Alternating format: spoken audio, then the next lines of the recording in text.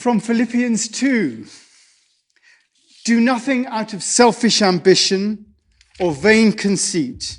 Rather, in humility, value others above yourselves, not looking to your own interests, but each of you to the interests of others.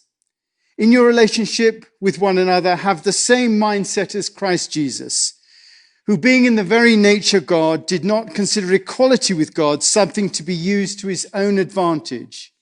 Rather, he made himself nothing by taking the very nature of a servant, being made in human likeness, and being found in the appearance of a man, he humbled himself by becoming obedient to death, even death on the cross. Well, for me, Thanksgiving, and I know I'm English, but for me, Thanksgiving is a celebration of service. That first Thanksgiving meal on October 1621 was attended by 90 Native Americans and 53 pilgrims, and it was essentially a celebration of the harvest of that year, all the work that had gone into it. It's also suggested that the Native Americans brought deer that they'd killed to the event. In any case, all the work that had been done was celebrated as they gave thanks for what they'd received. And you can see on the bulletin the settlers serving the Native Americans in that picture. This year, Thanksgiving is going to be very different for all of us. They'll not necessarily be the same people at the table. There's a sense of uncertainty about the future. And many of us have been through difficult experiences of one form or another over the year. But I think that these difficult experiences can prompt us into a direction that enables us to see more clearly the way ahead. I think our response to all that's happened over the last year has to be a determination to serve those around us. And that includes us as individuals and us corporately as the chapel. Individually, we have to be concerned about ourselves and those around us. We've all been worried about keeping well, about how to avoid financial problems, how to make sure our friends and family are looked after. All those thoughts tend to produce a great deal of anxiety, and to some extent, that anxiety is the main harvest that we've reaped in 2020. And so an appropriate response to that is to ask the question, how can I best serve those people around me? What is it that I can do to help? And that might include physical help, financial help, but also help in making sure that we can reduce the anxiety that those around us are feeling. The best way, I think, to deal with our own feelings is to focus on others and have compassion for what they're going through. And I think the same is true for the chapel.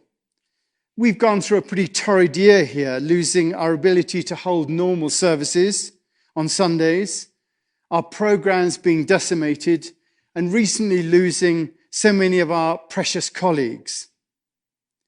The temptation, I think, is to focus on our woes, to analysing what we could have done better, and to do even more navel-gazing to try and make the pain of it all go away.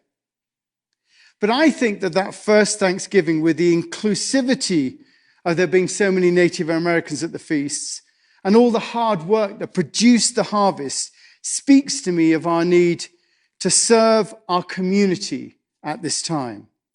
And by our community, I don't just mean those who come to the chapel, but all of those who live in the valley and beyond. William Temple put it very aptly. He said, in essence, a church does not exist for its members, but for those who are not yet its members. Those who come to a church are really responding to a desire to be a community that serves and that does good for those around it. And therefore, I think that as a chapel, we have to be focusing not on what we've lost in terms of programs, the programs that we've all enjoyed, but instead begin to look even more as to how we can be a service to the greater community that's around us.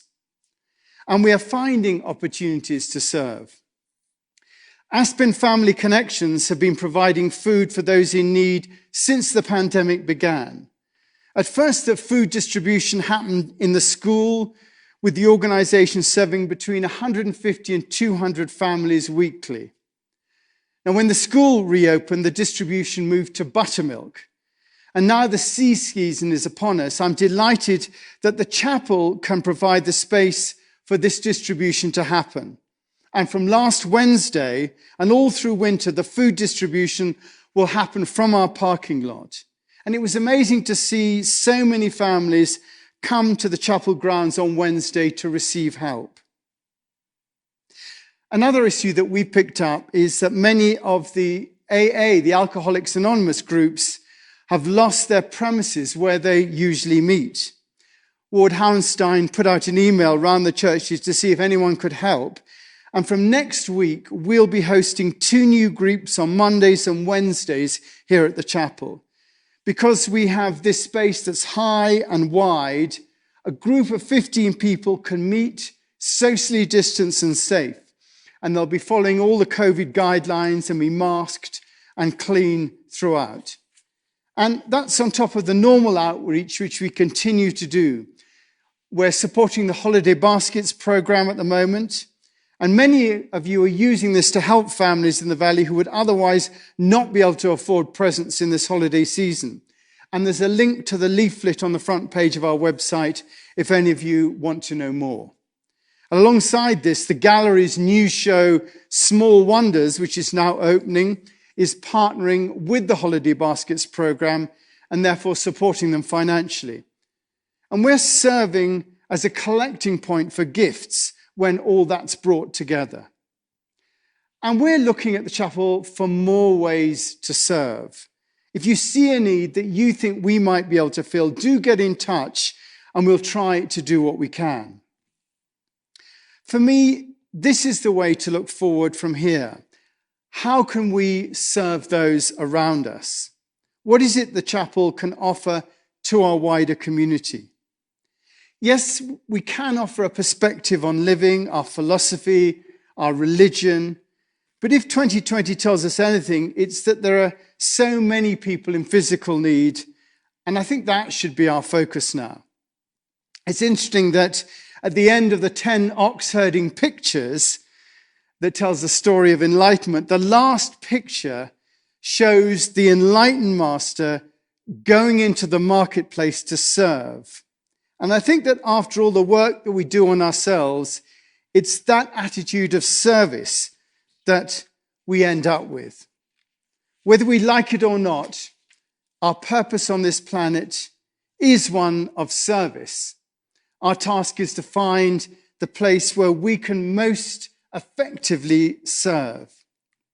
One of the great realizations is that the purpose of being alive is to serve. And you can only serve while you're alive. Those 3 or 4 score years and 10, those are the only window through which you can serve this world. After that, you're dead. Your chance of making a difference is gone. So now is really the time.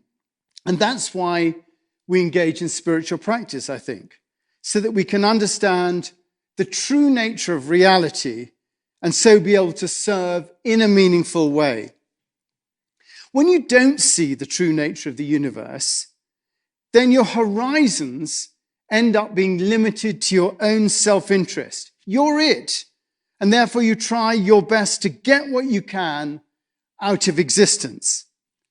But when you begin to study the nature of spirituality, the essence of things, you begin to see the bigger picture. That it's not just about you, but you're deeply connected to the whole universe, and that the universe is all of one beingness, and that you are part of that beingness. And being part of the whole, you are by your very existence playing a part in the unfolding of that universe. And you can only play that part while you're alive. The word service means to render habitual obedience to minister, to give aid, to help, to show devotion to set a table, to serve at a table, to offer. And from the Latin servire, which means to be a servant, to be in service, to be devoted. We arrive at that realization that the purpose of our lives is to give ourselves to offers through this understanding. We don't do it to be pure. We don't do it to be holy, to appease God. We don't even do it to be good. No, the reason that we're here, the reason that we do all this spiritual stuff is to get to that realization that our purpose is to serve. And it's what Jesus means by loving the Lord with all your heart, all your mind, all your strength, and loving your neighbor as yourself. And that service is an act of love, of giving with no thought of a return. It's interesting that we've now taken the idea of a servant and made it something that relates to domestic service. It's not a very PC word nowadays, and yet the nature of a servant from the reading is someone who gives him or herself in complete humility. He made himself nothing by taking the very nature of a servant, being made in human likeness and being found in appearance of a man. He, Jesus, humbled himself to become obedient to death, even death on the cross. And Jesus is often referred to as the servant king. This Sunday is known as Christ the King, but it's Christ the servant king. And it's out of that willingness to serve, right up to death, that marks him out as someone who's traveled the whole spiritual path right up to the realization that the end part of the spiritual path is service. And that service out of humility rather than service that tries to make ourselves important. Because the idea of service also goes with that of humility. C.S. Lewis famously said that humility is not thinking less of yourself, it is thinking of yourself less. It's not thinking less of yourself, it's thinking about yourself less.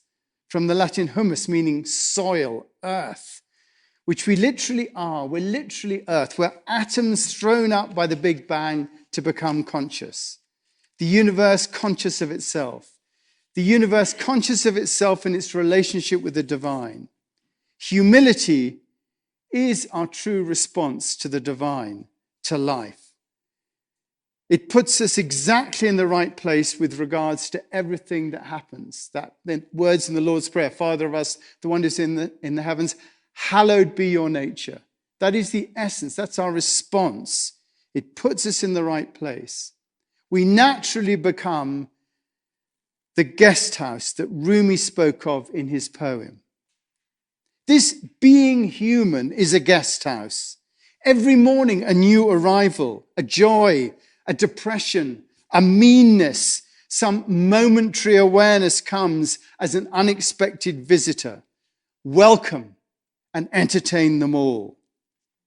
Again, the idea of service, as it says in that reading, do nothing out of selfish ambition or vain conceit. Rather, in humility, value others above yourselves. And that's why service is the end point of the spiritual life, because it comes from the heart.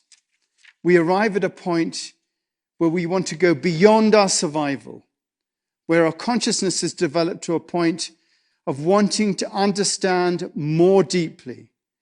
And that deeper understanding comes not from the mind, but from the heart, from the compassion that leads to service. And that gives us a new connection with everything. That compassion connects us.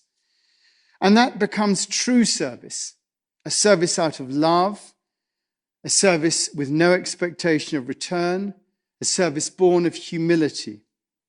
We have to be able to develop the wisdom to be able to know where we're to serve, to see into the nature of reality in such a way as to realize where our contribution lies.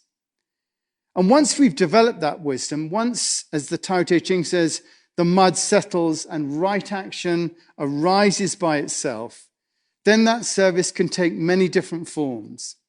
In fact, it doesn't really matter what form the service takes, because it is, in fact, the act of service. It's the act of loving, the acting out of humility that makes a difference. In fact, it doesn't even matter who you're serving, because it's not the action itself that counts, but the love, the act of humility, the act of service that makes a difference. It doesn't even matter what we do. It's the acting out of service that changes things. And I think that's a comforting thought, because it means that we don't have to judge. We don't have to judge what we do or measure the result of what we do, because it's the acting out of humility and service that changes.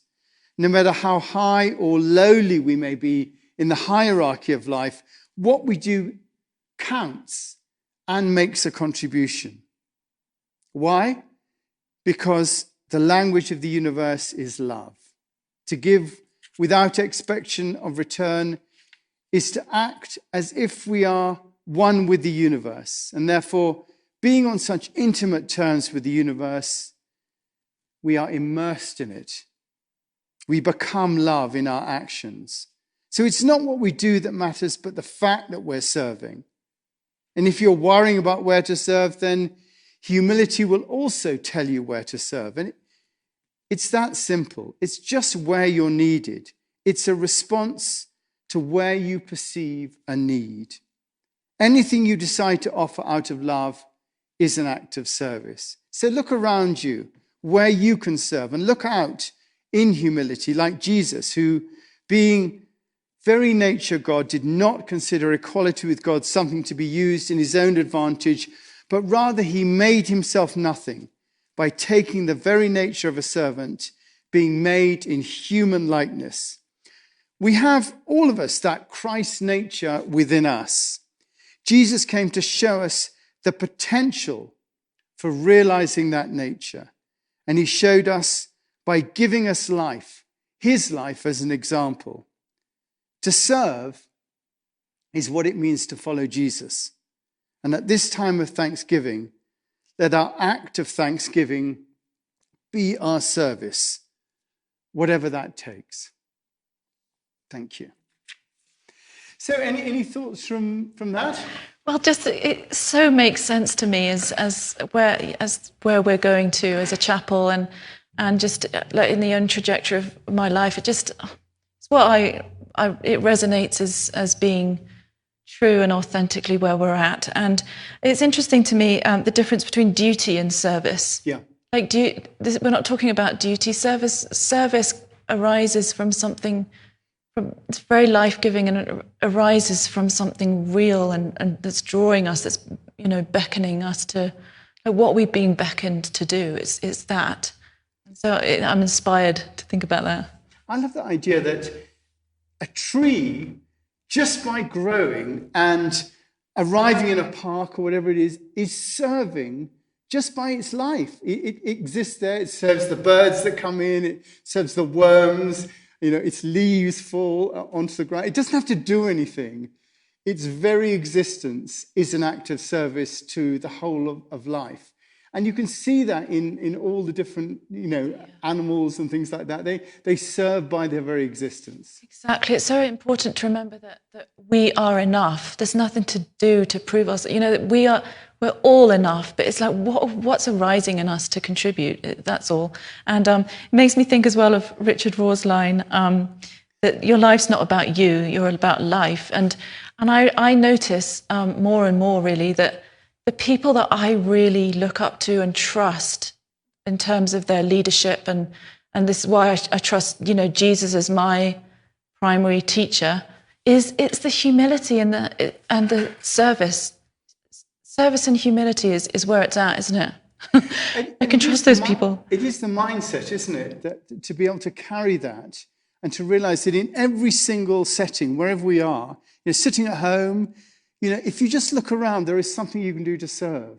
Us having this conversation, we either serve each other or we try to outdo each other with what we say. The music that's preached, it is an act of service in itself. when we get up, from the sofa or wherever it is, there's the act of helping the people around us and having that mindset of service, particularly around Thanksgiving, where it's going to be, a bit more difficult with, people around, less people around. That idea that we're serving people is just such an important thing, I think. Yeah, that's it. Fantastic. Well,